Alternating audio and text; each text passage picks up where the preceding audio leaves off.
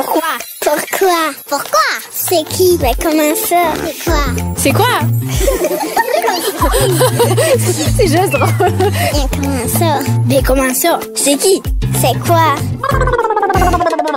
Bonjour, je m'appelle Lucas Aucoin. Je vais à l'école Saint-Jacques dans la classe 4-5-6, dans la classe à Madame Jessica Italien. Ma question c'est, au Canada, y a-t-il les mêmes arbres qu'en Russie? Vraiment une excellente question et pour y répondre, eh bien, j'ai demandé à Manuel Lamontagne, qui est professeur à l'école de foresterie de l'Université de Moncton, campus d'Edmundston. Bonjour Lucas, merci pour ta question. Alors, comme tu le sais, le Canada et la Russie sont deux grands pays nordiques et à cause de leur position géographique, ils vont partager un climat similaire, c'est-à-dire des températures et des précipitations qui se ressemblent.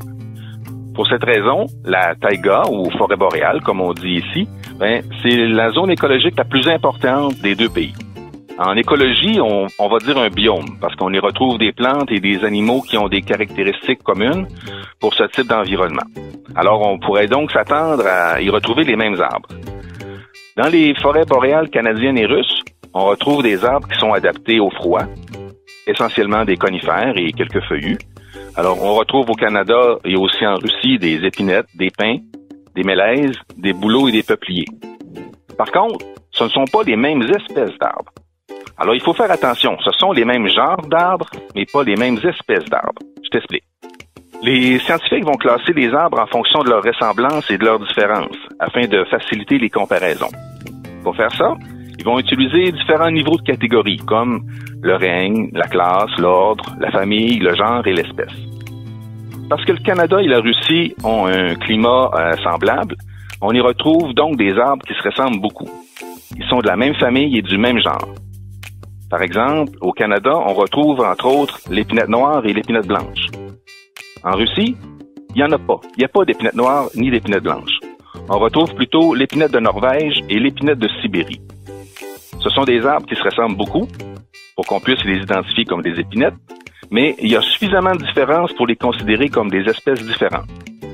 C'est la même chose pour les pins, les mélèzes et les bouleaux. On retrouve les mêmes genres d'arbres, mais pas les mêmes espèces d'arbres. C'est un peu comme des cousins. Ils font partie de la famille, mais ils ne sont pas aussi proches de nous que des frères et sœurs.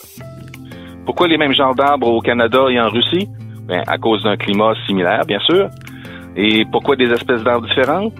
Tout simplement à cause des changements climatiques et des périodes de glaciation qui ont survenu dans le passé il y a plusieurs milliers d'années et qui ont permis la création de nouvelles espèces et modifié leur distribution. Voilà.